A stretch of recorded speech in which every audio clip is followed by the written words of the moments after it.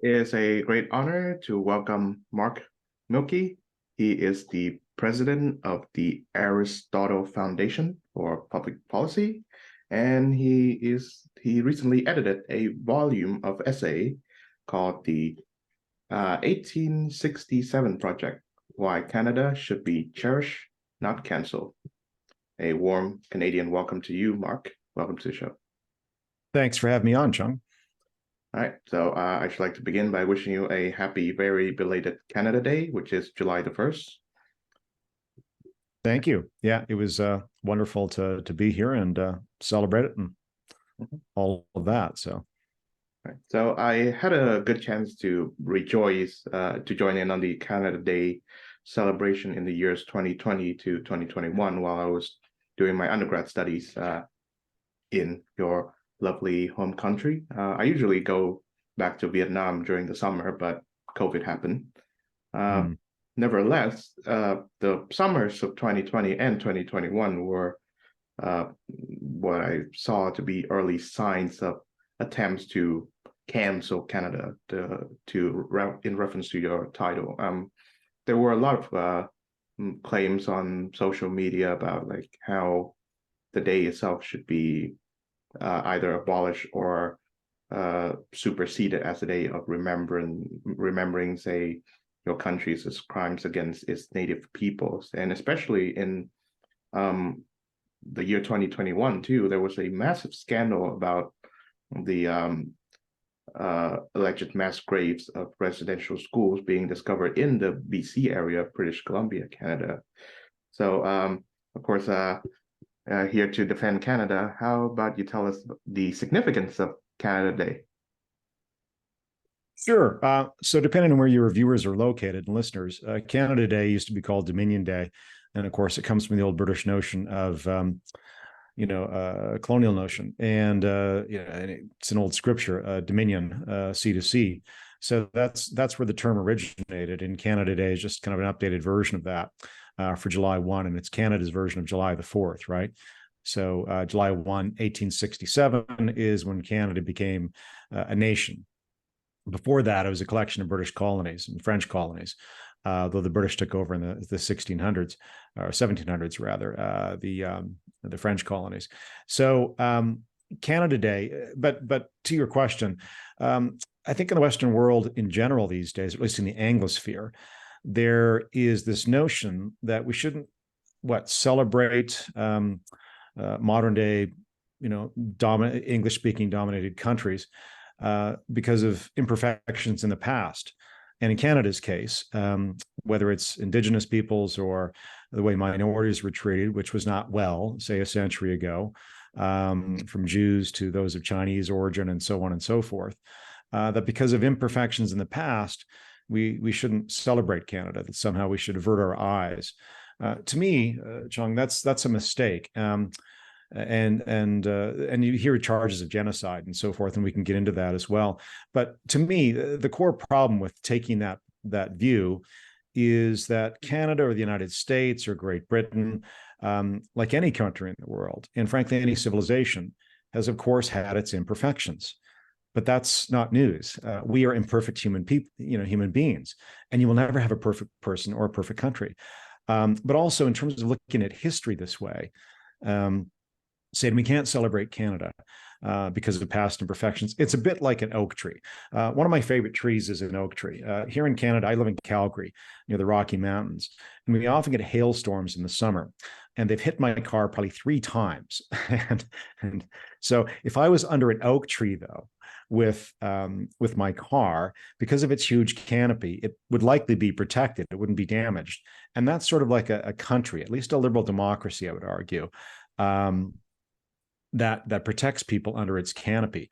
But yet we've got people today who look at an imperfection, say historically, and say, well, that means we should take the entire oak tree down. No, it doesn't.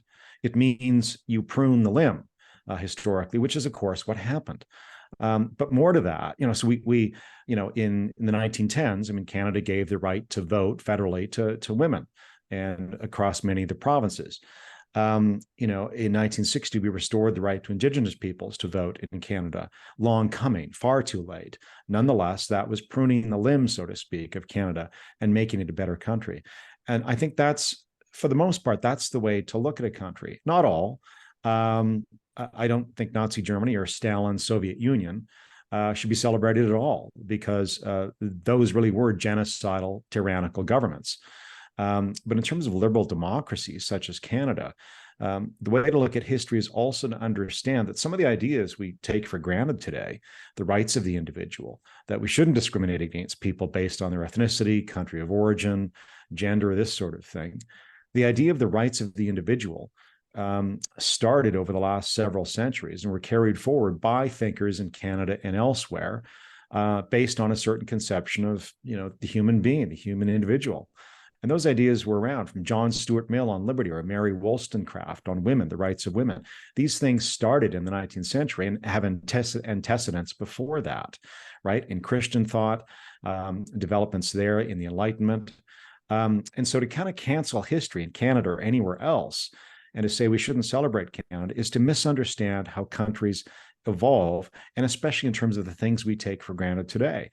Another way to put it is, look, all of our ancestors in Canada built the country, whether the first Indigenous peoples or French fur traders or English settlers, the British colonialists. They helped build what Canada is today, and they had ideas in doing so. And they were often, I think, the right ideas, the rights of the individual. Now, they weren't fully flowered. So 100 years ago, there was a Chinese head tax put on, Chinese immigrants to Canada in a way that no other head tax was applied to any other immigrant. That was atrocious. It was wrong. There was widespread institutional prejudice a century ago. But again, we moved on from that. But imperfections in history shouldn't stop us from understanding that the idea of the rights of the individual, that which flowered in early Christian thought, and then in the Enlightenment, and then in British thought, classical liberalism.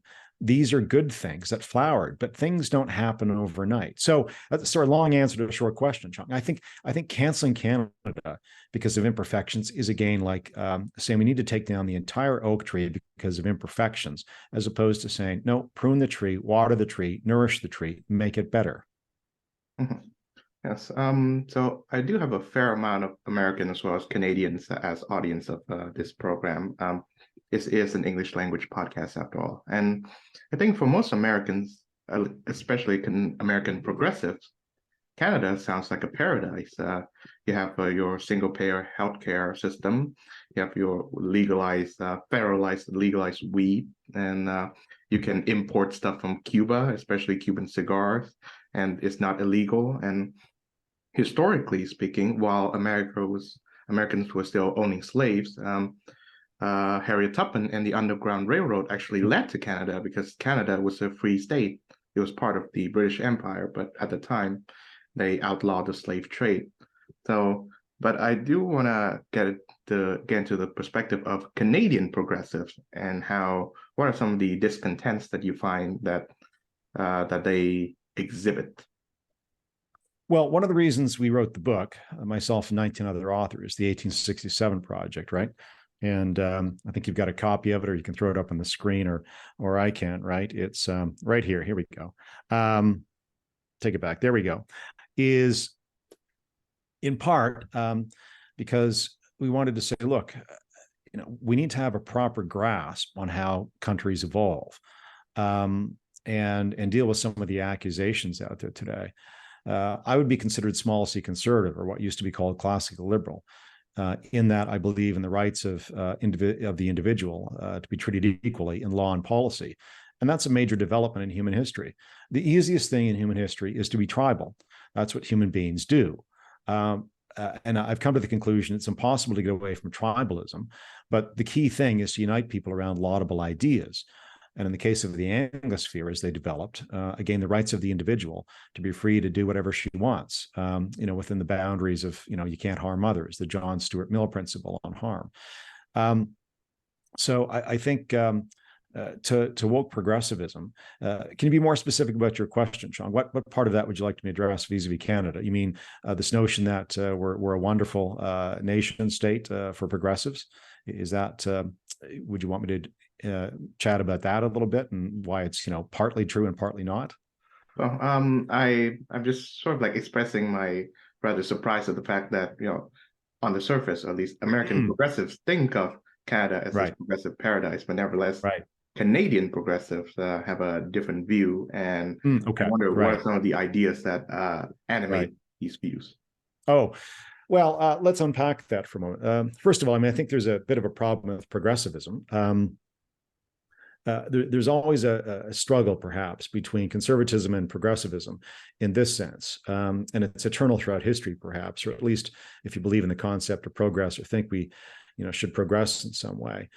Insofar as progressivism birthed, say, in the 1910s, 1920s, and Woodrow Wilson being the best example of that, it can become a little top-downish, to say the least. The administrative state, where you believe you can tinker here and tinker there and make everyone better. There's only some truth to that. I think governments are generally okay at broad strokes. So World War II, you can hire an army, so to speak, and you can fight Adolf Hitler and win. That's what states are good for. The courts, the rule of law, the police. In broad strokes, that's in my view what government should be about. They shouldn't be about micromanaging your individual choices. So that's my more small c conservative libertarian take. And I think progressives often err in thinking they can redesign society from the top down, and it becomes invasive and annoying, and in some cases quasi-tyrannical. So I think, first of all, progressives are wrong in that. Nonetheless, yes, if American progressives look up to Canada and go, isn't this a wonderful nation state? Well, in many cases it is. I like the idea of universal healthcare. I wouldn't call it public healthcare. What we have in Canada, though, is a pretty rigid government-run healthcare system that happens to be universal. Without going into great detail on this, I much prefer European models of healthcare, which are also universal, but there's a much more of a private mix in terms of healthcare provision, insurance, and delivery, and even ownership of hospitals and that sort of thing, such as in Sweden. So I think the European model of universal healthcare, but multiple delivery points and multiple insurance points, is a better model. And if Americans want to reform their system, that's where I'd go. I wouldn't look up to Canada. We have incredibly long waiting lists up here, and people die on those waiting lists, and they're in pain on those waiting lists. So I wouldn't look. So when progressives and others look to Canada as a model for healthcare, I wouldn't. Other than the universal aspect, it's very expensive, and it is really a government monopoly in many cases, or a government union monopoly. So I often don't like to refer to it as public. That sounds, very nice, but it's not public. It's government run with all its inefficiencies. But beyond that, look, there are some things to be proud of in Canadian history. Yes, we beat the Americans to abolishing slavery. One of our early pre-Confederation governors, Simcoe, in the 1790s, came from Great Britain, was governor of Upper Canada, modern day Ontario, and worked to abolish slavery, first by prohibiting the trade in slaves and working towards its eventual abolition. And by 1820, for example, Canada virtually had no slavery. And even the British Empire, it took till 1883 across the empire to abolish it continually, but it was already done pretty much in Canada by that point. Now, there was one exception, and this is important to modern day debates. You mentioned at the beginning, sort of, should Canadians feel bad about, how they treated Indigenous peoples historically? Yes, and also no, in this sense. Indigenous peoples who, those who came across the Bering Plains 20,000 years ago from Asia, or at least their ancestors, Indigenous Canadians, like any other Canadians, if you look back far enough, everybody has some bad apples in their family tree, so to speak.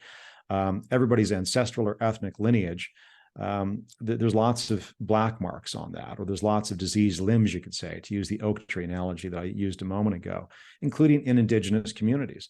When the British were trying to wipe out slavery in Canada in the 19th century, and mostly did, the exception to this was in places like British Columbia, where the First Nations of the day kept slaves, owned slaves, and Governor James Douglas, the pre-Confederation governor in that province, had a tough time wiping out slavery in Indigenous communities, because at the time, I think the Indigenous population of British Columbia, say in the mid-19th century, was about 25 or 35,000, if I recall correctly. and British subjects would have been about 10,000, probably concentrated around Vancouver and Victoria mainly. Now, trying to abolish slavery in the 19th century without modern transportation networks, without an army. So Governor James Douglas had to cajole and persuade, and in some cases buy slaves from First Nations in British Columbia to free them. Now, you don't hear that these days because we've got a simplified history where, British colonialism is all bad, English ideas all bad, European ideas all bad, and Indigenous peoples and their history all good. That's ridiculous. It's simplistic. All human beings are a mixture of good and bad, as are all civilizations, right? So I point that out, though, to say that, again, this is part of, when we think about modern day Canada, and we point this out in the 1867 project, various authors do, there is this reality that if we're going to beat up, say, British colonialism and imperialism, well, that's not the full story. They were the ones abolishing the slave trade in Canada, around the world, to great resistance sometimes of Indigenous leaders in Canada and elsewhere. And that's an historical fact. It doesn't mean, thus we should be ashamed of Indigenous history. For too long, that history was ignored in Canada. But I think these days we risk overdosing on the other side, or going to the other extreme, where again, everything that happened in Indigenous history was pure and good. And that's simply not realistic, right? Whether it's slavery or the Aztecs sacrificing slaves in Mexico, modern day Mexico, that sort of thing. There are these simplified narratives around the world, and they're a mistake because they don't allow people to think. Mm-hmm. Yeah, the way I see it, having talked to Americans who defend it, 1776 over 1619, or people like Nigel Bigger of Oxford, who defended the British Empire against some of its fiercest detractors, I see that pro-West policy conservatives like me and you and the 1776 crowd, Nigel Bigger and everybody, we are fighting this battle on two fronts. First, we are trying to correct the historical record, or setting it straight against the simplified narrative that the woke progressive are presenting. Secondly, we have to look at the theoretical basis that animates these woke progressive ideas. And if we look at it, I think the Enlightenment, I find it to be one of the greatest events that to happen in Western philosophy, next to Socrates having garnered all the wisdom of the world from the Oracle of Delphi. But nevertheless, ever since the Enlightenment first gained roots and dominance, there've always been counter-Enlightenment and anti-Enlightenment trends. And the way I see it, the greatest school of anti-Enlightenment thinking that comes from this particular woke left, so to speak, is critical theory. And I'm thinking about that great work by Max Horkheimer and Theodore Adorno, Dialectic of Enlightenment, which they totally trashed the Enlightenment. They thought that it led to totalitarianism, and I think these ideas by Adorno, Horkheimer, and the Frankfurt School that they operated under animated these left-wing woke left critique of the Canada Project, which I see to be based on these Enlightenment ideals that you've so well articulated. The 1867 project, for sure, yeah, which is kind of our, I guess, rebuttal to the 1619 project in the United States, right? Mm-hmm. We'd be more in line with the 1776 thinkers in that sense that you mentioned earlier. Well, there are a number of things there. Again, one wants to avoid simplified history. So I think the best way to grasp this is to think about what Alexander Solzhenitsyn, the famous Soviet dissident, said in the Gulag Archipelago. Solzhenitsyn was thrown into a Soviet Gulag for making a joke, if I remember correctly, about Joseph Stalin or communism, and ended up in a Gulag in Siberia, I believe it was.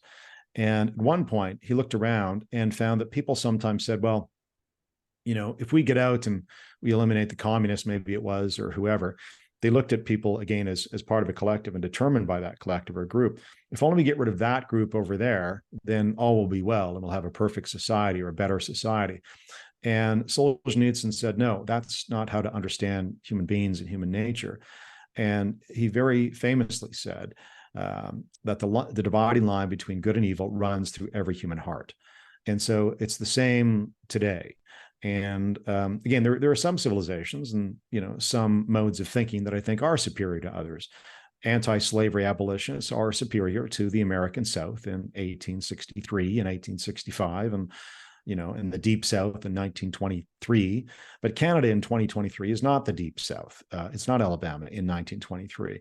And yet you have people today that can't make distinctions, and somehow think because an individual bigot can encounter you today on, I don't know, social media or somewhere else, that somehow Canada is institutionally racist. So there are these narratives that go around. But back to kind of your point about critical theory, Bruce Pardy writes a chapter in the 1867 project unpacking critical theory, and he's the expert in this. But I think there is something there that Pardy writes about, and that you've touched on for sure, which is that this notion that the Enlightenment was a net negative to human progress is nonsensical, or the interpretation of the Frankfurt School and critical theory that everything is about power relations between people. I think that's simplistic, and I think it's wrong in this sense. You can't explain the love of a mother for her child via critical theory and the notion that human beings are only about power. Power matters for sure, and human beings are power seekers, but it's not all that matters. And you can't explain the guy who throws himself in a grenade for his buddy. You can't explain the rise of civil society. And even the Enlightenment is not the full answer here. I think there's been a combination, a thread within, again, Western civilization. I mean, other civilizations have their own, perhaps thinking on freedom and security, and and those are always in tension a little bit. But in the Western tradition, anyway, I mean, the threads that matter, that got us to where we are, have a lot to do with monotheism, starting with Judaism, and then later the rise of Christianity, and Christ saying, his famous New Testament saying, give to God what is God, to Caesar's what is Caesar's. There's a wonderful book, and I forget the name of it right now. It'll come to me, that I quote in the 1867 project, though, about individualism and the rise of individualism. And it's an Oxford professor, as I recall. And he makes the case that individualism, the concept of the individual came out of Christian thinking. And then, over the course of the last 2 millennia, and then the Enlightenment added to that in some practical ways, in one sense, separating church from state in some cases after the religious wars of the 1500s and 1600s. So all of this led to the development, though, a long development of the rights of the individual.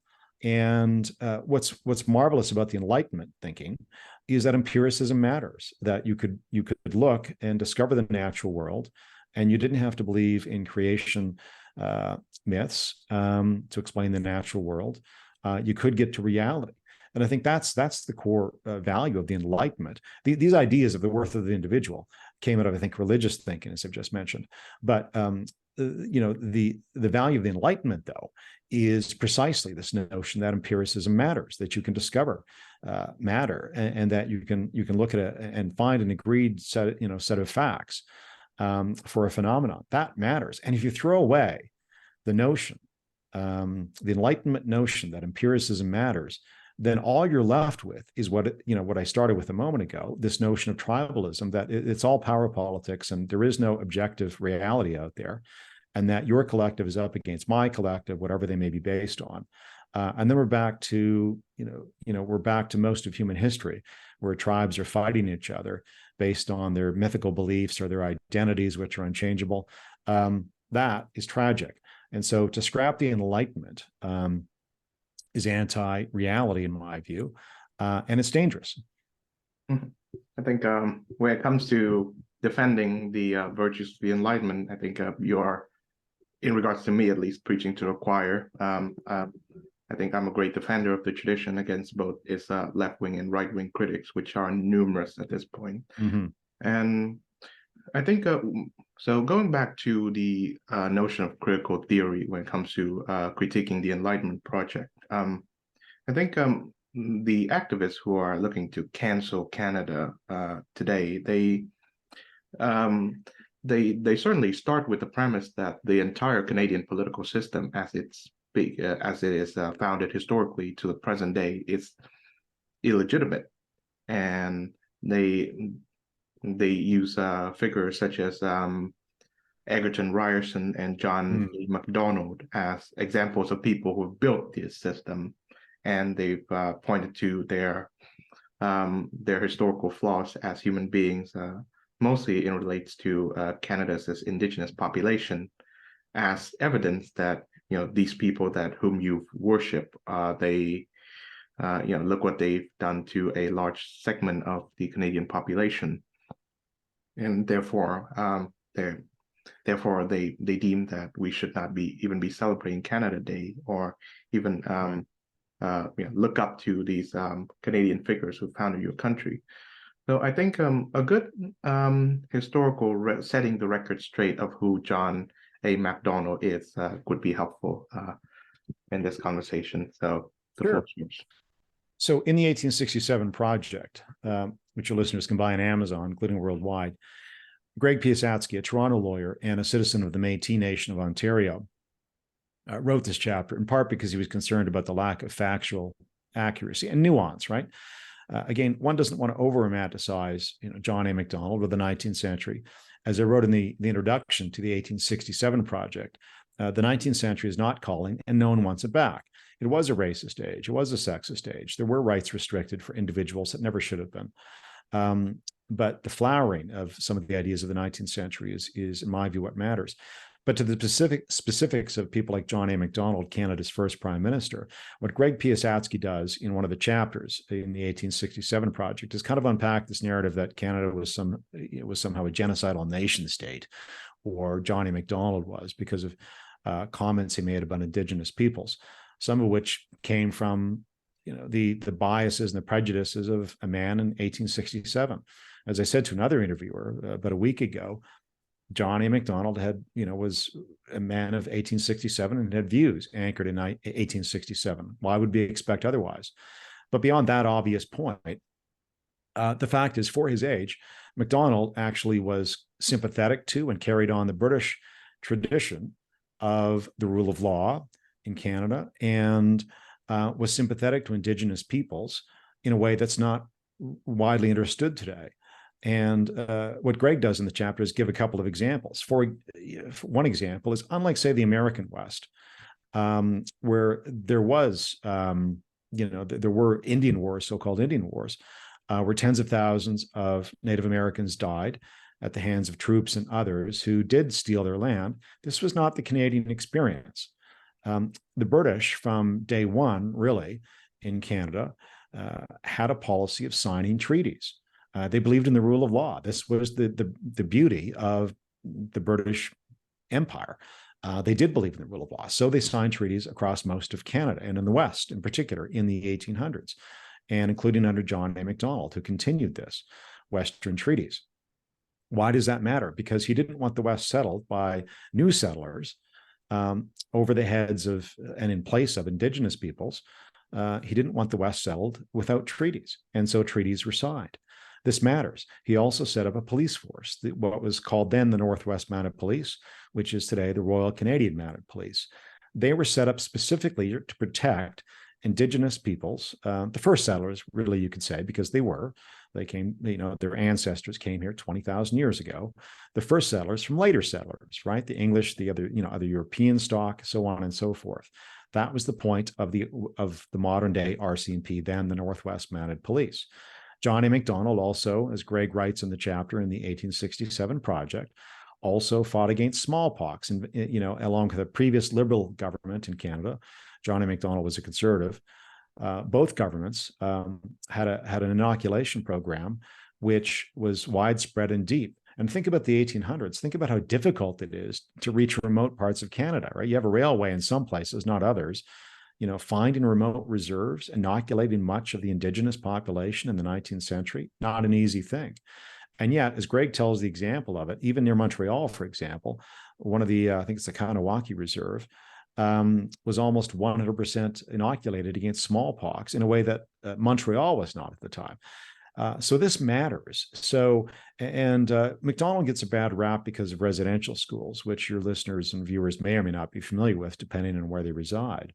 But the argument is that because some Native kids, some Native children were sent to these residential schools, boarding schools, right, of the sort that the British had for their own children in some cases, that this means Canada was genocidal and out to wipe out the what they called Indians back then. What Greg tries to point out in this chapter is that actually these residential schools were required by treaty. The very treaty that Native leaders of the day signed required, and they wanted schools. And most of the schools set up and requested by Native leaders were day schools on reserve. So 185 of those. But they also requested residential schools, these boarding schools, 20 of those. And that attendance was not mandatory during John A. Macdonald's time, even though there was a progressive movement that wanted kids to attend school and wanted to mandate it, which in fact is pretty much the case these days. We mandate schooling. So, but it wasn't mandated because Macdonald thought it would be too difficult to force Indigenous parents to send their kids if they didn't want to. But a good chunk of them did want their kids to be educated in schools, in what we call Western schools or English schools of the day, including residential schools. So Greg's point in that part of the 1867 project, in part, is that Native leaders of the day wanted this. They required this by treaty. That's why they were in the treaties. So to look at residential schools in John A. Macdonald as wholly evil because of the abuses that did occur in some of those schools is to misunderstand, again, how these things evolved, in particular, how these schools evolved. No one in the right mind would defend the abuses that happens in a boarding school, whether it's in England, 70 years ago, or 100 years ago when Winston Churchill attended one, or the experience of Native Canadians in some cases in some of these schools. But again, we're back to this. The problem today is we're back to simplified history, where people take a black and white view of everything, and there's not much nuance. What Greg Piasecki tries to do in the 1867 project, and again, as with some indigenous, ancestry of his own, is try and say, look, there is nuance here. You have to understand the context of the time, and you have to understand that Native leaders requested this and demanded some of these schools. So we can't, a century and a half later, say they were all, that this was some sort of genocidal experiment on Canada's Indigenous peoples. No, it wasn't. And in fact, this is a problem, Chong, I think today in general across the world. Call it word inflation, right? Genocide should be restricted to what Stalin did to the Ukrainians, a forced famine because of his collectivist policies, what Chairman Mao did in the Cultural Revolution and at other points, and what Adolf Hitler did to Jews and others. That's genocide. And to inflate the word genocide into cultural genocide, or other, or to say that because schools were imperfect in Canada, residential schools did some harm, and they did in some cases, to call that genocide is word inflation. And in fact, I think it's a tremendously disrespectful to those who endured actual genocides around the world, whether in Cambodia, Rwanda, Nazi Germany, the Soviet Union, and so forth. And yet you have people today in Canada who don't understand or don't care that they're using that word pretty recklessly and carelessly. And that's a problem. If we can't make distinctions between words, then when a real problem comes along, you won't have a word to describe it properly. I think other examples of a word inflation, as in the meaning of the word being stretched thin in the way that you speak, also include colonization and domination and racism, of course. And I start to notice that some of Canada's the harshest critiques, or the cancelers, they have a certain assumption that the Enlightenment ended when, say, Hume or Rousseau passed away. But I believe, as well as some of the later day critical theorists such as Jürgen Habermas believes, that the Enlightenment is actually an ongoing project, that the fruits of the Enlightenment were first gained by, say, white bourgeois individuals, but then the franchise was expanded to women and to other minorities and immigrants, and even, of course, in the case of Canada, Native Canadians. So I think when you look at history, the record clearly shows that. And so, of course, you with the more details can tell us in what ways has Canada's Enlightenment project continues and progresses. Well, in the 1867 project, there are a number of chapters that touch on that. No chapter deals entirely with kind of the Enlightenment's impact on Canada. But as you mentioned, again, this notion that, of empires, what Chris Champion tries to do in one of the chapters, a long chapter, a wonderful chapter on the British Empire in Canada and around the world, its influence. He tries again to give some nuance and distinctions. Again, no person is perfect, no empire is perfect.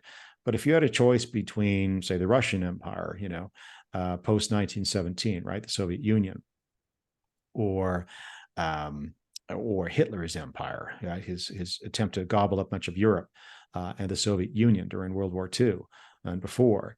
If you had a choice between that and other empires in history, the Roman Empire or other empires, and the British Empire, which for all its faults went from being a slaving empire, allowing slavery and trading in slaves in some of its colonies, especially, to the abolitionist empire.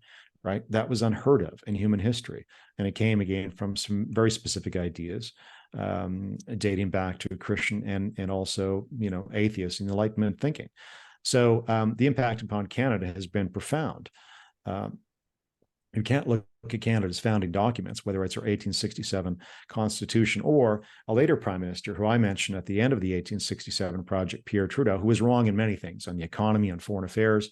But Pierre Trudeau, a former prime minister from 1968 to 1979, and then briefly out of office and back for another 4 years after that, and the father of the current prime minister, Justin Trudeau, Pierre Trudeau, unlike his son, was a great believer in the rights of the individual. Wrong in many things, but right on this. And he opposed collectivism in this sense. He opposed giving power to ethnic collectives. And the best example of that in Canada has been Quebec. Quebec has always restricted the rights of minorities. It was late to the game to give the right to vote to women. I think it was 1948 or 1947 when Quebec finally granted the right to women. It discriminated against Jehovah's Witnesses because it was 70 years ago, 80 years ago, it was a very devoutly religiously Catholic province. And so you saw these, and then so they discriminated against individuals, and a future prime minister battled Quebec politicians on that. John Diefenbaker, a conservative prime minister at the end of the 1950s, early 1960s, had a career battling some of the intolerance in Quebec. And then Quebec has discriminated against minorities, including the English, right? One of Canada's official languages is English. There's a huge English population in Quebec historically. But starting in the 1970s, separatist Quebecers and others have been discriminated against the English minority. Now, Pierre Trudeau, prime minister again from 68 to 1984 with a small break in the latter years, Trudeau hated ethnic collectivism because he saw it as dangerous, because of course you can't change your identity. And so when you give power to one collective, or in this case, a linguistic majority, the Quebecois, the French majority, most people also don't change their language. They can't change their birth language, right, that they learned when they were a kid. So when you give power to collective based on mostly unchangeable identities or a strong affiliation, right, your language, and you say you have to speak only French in this province in some cases, or do business only in French, which is the law of the land in Quebec, and not English. And you restrict the rights of English speakers or immigrants to Quebec to educate their kids in English, for example. Again, oddly and ironically, one of the two official languages in this country. What Pierre and Trudeau understood was when you give collectives that kind of power, you end up, in some cases, in worst case scenarios, in civil wars. And so he favored the rights of the individual. And he talks about in a 1992 speech, where he attacks proposed amendments to Canada's Constitution. He says, and I'm paraphrasing now, your rights precede the state. And he says, this is the lesson, or this is understood by, French revolutionary documents. This is understood by the American Constitution, the Bill of Rights.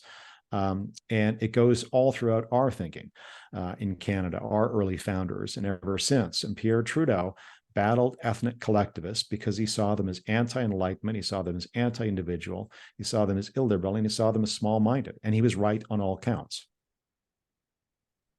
I think one of the most baffling phenomenons I've seen in Western society in general, especially Canada, is that, well, some of these ideas, which I would call anti-1867, so to speak, have made its way into some of Canada's most prominent economic, academic, and political institutions. And that goes the same with the US and the UK. And of course, last month, we were recording in July. Last month was the month of June, and it's allegedly Pride Month. And you cannot go outside without noticing your favorite bank or your favorite mall draping the newly modified rainbow flag, the one where it has the trans indigenous two-spirit flag in it. And there's the Canadian equivalent of hashtag Black Lives Matter, which is Every Child Matters. That I saw that in 2021. I'm not sure if it's still ongoing. And of course, Prime Minister Justin Trudeau has kind of made himself the number one Western leader of woke in the entire world now. And I find it to be extraordinary because these ideas originated from cauldrons of intellectuals who are radical and anti-enlightenment, anti-capitalist, anti-anything that Canadian society and politics deem to be legitimate. Nevertheless, they've made their way onto like these prominent institutions. So I can only assume that there are true believers within politics, academia, and economic spheres that are perpetuating this. It cannot be just cynicism or we're just going along to get along, because most Canadians, I find, are not true believers of these ideas. Yeah, you've touched on something which I think perhaps I need to unpack a bit. So one of the reasons we set up the Aristotle Foundation, in addition to producing this book, basically our first product at the Aristotle Foundation, the 1867 Project, Why Canada Should Be Cherished, Not Cancelled. One of the reasons the Aristotle Foundation in Canada has been set up is to point people to the necessity of core principles and core ways of doing things, perhaps is the best way to put it, that need to continue. And free expression, free inquiry are some of the core rights that people must be free to exercise and should do regularly so, precisely because there's not always an easy answer on all these issues. There's no perfect answer. Again, I'm not a utopian. I don't believe that we will ever reach a perfect society or perfect human beings. And part of the problem you're seeing, a bit of a side comment for a moment, is that when people look back in history and they expect it to be perfect, they're being utopian in the way that Marxists were being utopian in the 20th century. But at least Marxists could argue their utopia was in the future that they were going to create. We had people weirdly that look at the past now and expect it to be perfect. It's kind of applying utopianism to the past, which makes no sense, of course, because the past is done. You can't correct it. And again, why would you expect anybody in history to be perfect or to have, to hold our ideas in 2023 if they were, a creature of 1867? But to your point about universities and maybe the chattering classes more broadly, politicians, some in the media, academics, and others, I think the reason you want free inquiry and free expression is precisely to sort through some of these issues that can become contentious. I don't know much about, I wouldn't want to weigh in really on the trans issue, other than I think if you're a 13-year-old girl, you shouldn't be given puberty blocking drugs, and nobody should be changing their body until they're at least 18 or 21. Your mind is still developing, I've been told by those who are neuroscientists. So to change people's bodies, to even think about allowing for that, to me seems utterly irresponsible. And I think most Canadians would have a concern about that. And yet you find sometimes these ideas take off and become kind of a rights thing, as opposed to, does this make sense thing? But that's, and maybe I'm completely wrong. Maybe it should be okay to, allow 13 or 14-year-old girls to have puberty blocking drugs or change their physical body at age 15 or 17. Maybe I'm wrong. I don't think I am. But I do think the point of free expression, free inquiry, is to be able to debate that and defeat something you think to be an error. And that's, again, kind of an enlightenment lesson, right? I mean, the cliche from Voltaire, it's now become a cliche. I may disagree with you, but I will defend to the death your right to say it. So, and in Canada, though, maybe this is part of our history as well. And it's not a good part of Canadian history. We're a little too docile at times. I find the British debate this a bit more. Certainly, the Americans really do have a right to free expression enshrined in their constitution and defended by the courts. So I find there's more bravery in some other Anglosphere countries than in Canada to discuss these issues. But one of the reasons we set up the Aristotle Foundation was precisely to remind Canadians that if you want to get to the root of a problem, you better be able to have an open debate about what's causing a particular problem. Let me give you one clear example to bring it to give you a concrete example. In Canada, as in the United States, you're probably familiar with the American economist Thomas Sowell, who's done a lot of work on race and culture over the years, over the decades. For those who don't know him, he's 93 now, but he spent probably 6 decades looking at race and culture and incomes and taking apart this notion that racism determines everything. Same problem in Canada. You have people that say, look, there's, Indigenous Canadians average earn less than, say, other Canadians. Right, they do on average, but that doesn't tell you much. And they blame it on racism. So it's very monocausal. That doesn't tell you much, though, the average incomes, because you unpack that. What do we know? If you look at incomes of Canadians, those of East Asian origin are at the top of the income heap, so to speak. People with my skin color in the middle on average. And Indigenous Canadians are below both cohorts. But there are differences. If you're a Japanese Canadian, guess what? Your cohort is on average older. That matters because the older you get, the more money you make. Right? You're not 20. If you're 60 on average, then you make more money than someone who's 20 usually. Indigenous Canadians, they don't have the same educational attainment yet as other Canadians. Why? Because a lot of them, a good chunk of the population of First Nations live on reserve, where there are fewer educational and career opportunities. So geography matters. So there are these other factors that lead into these disparities in outcomes. It's not as simple as saying it must be due to racism, which is, many of your viewers would be familiar and listeners will be familiar with Ibrahim X. Kendi, who peddles this nonsense that racism explains all. No, it doesn't. Geography does. Education levels do, which is why in Canada, the United States, and it's also true in Great Britain, and I assume most other countries, if you're of East Asian origin, you're at the top of the income heap. In the case of America and Canada, I think about 85% of those of Taiwanese, ancestry have degrees, compared to something like 13% of Hispanic Americans. And I think it's similar in Canada, Hispanic Canadians. That will affect incomes.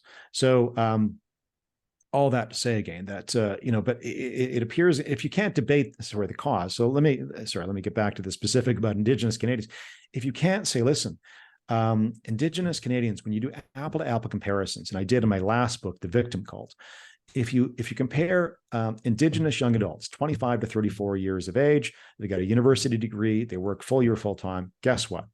Their incomes are exactly the same as other Canadians, young adults in that cohort, same characteristics.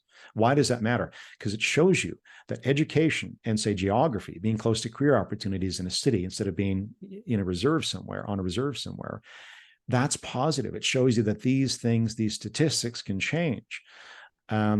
So you want to get to the core of a problem, the lack of education or educational attainment, or maybe people should be closer to a major urban center in Canada if you're Indigenous, because that'll help you find a good career, good income. If you can't actually have that kind of conversation, which a lot of people don't want to think about in Canada or don't, if you can't have free inquiry and free expression, then you're going to misattribute a cause to an observed problem and say it's all due to racism. Or we need to spend more money on reserves or something. That actually is not going to get you to where you want to go. So the point of free expression and free inquiry is to dive into problems that we observe and say, okay, what's really causing this outcome?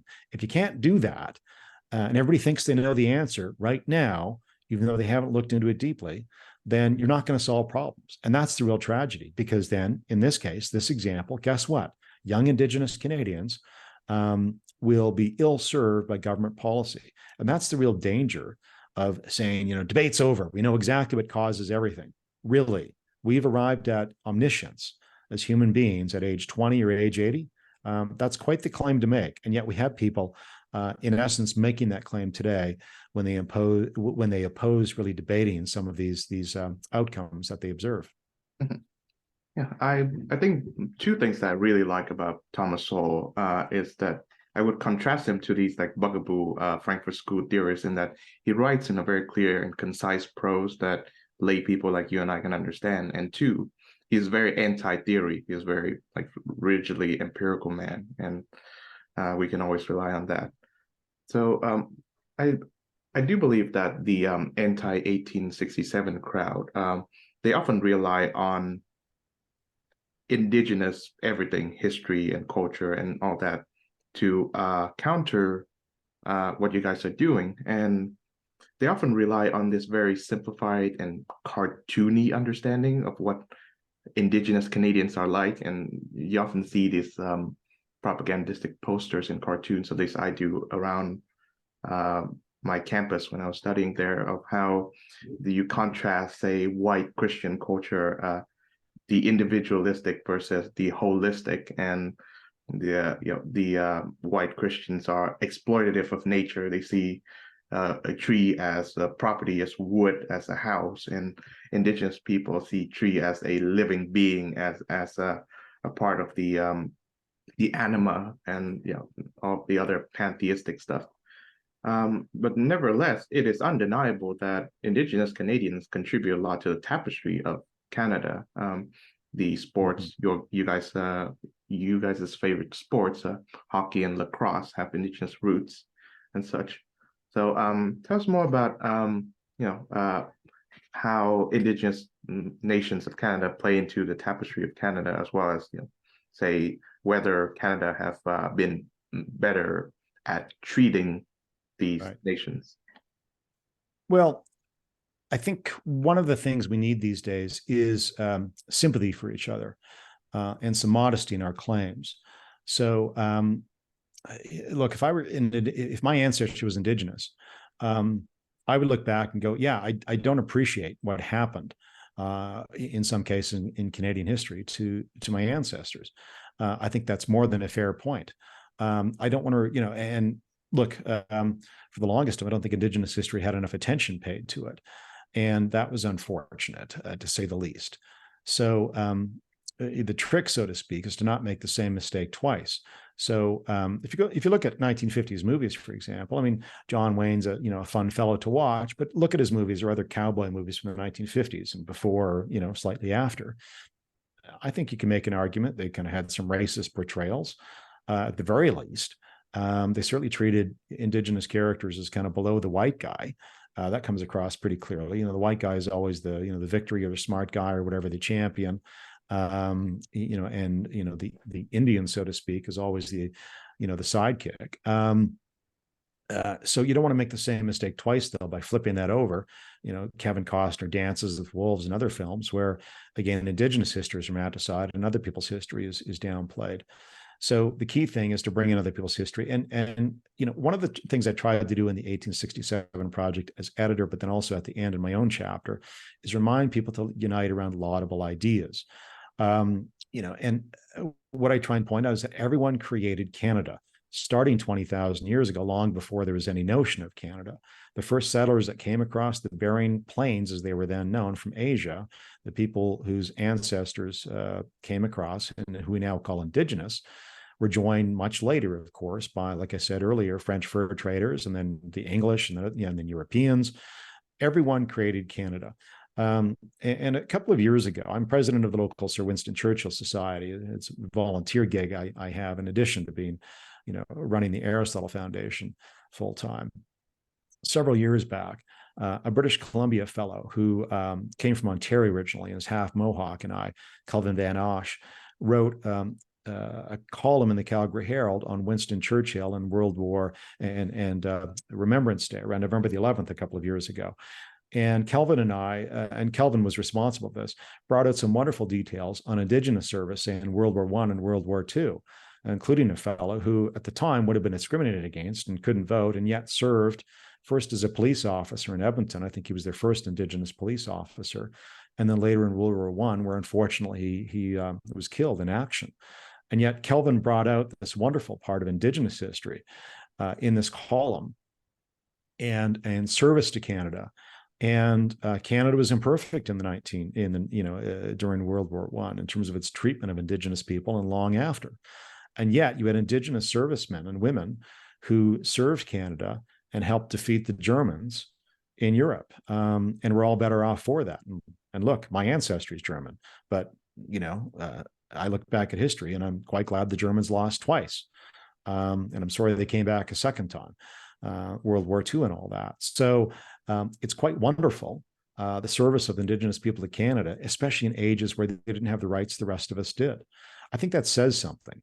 And I can only assume that, in the day that they saw some value in Canada worth cherishing and preserving and defending so much that they sacrificed their lives for a country that didn't give them full rights, sort of like Black American servicemen and women in World War II, still discriminated against at home, and yet went to war for the United States, despite that discrimination, and in the hope that, of course, they would gain full civil rights, which they eventually did, but it took another 20 years. So I think there's a lot to be said for people who serve this country, even when, if I were them, I might have an attitude, in the way that some of their grandchildren do these days. But I think the attitude is unfortunate in the sense that we need to figure out how to live together. And I think the only way to do that is to unite around laudable ideas.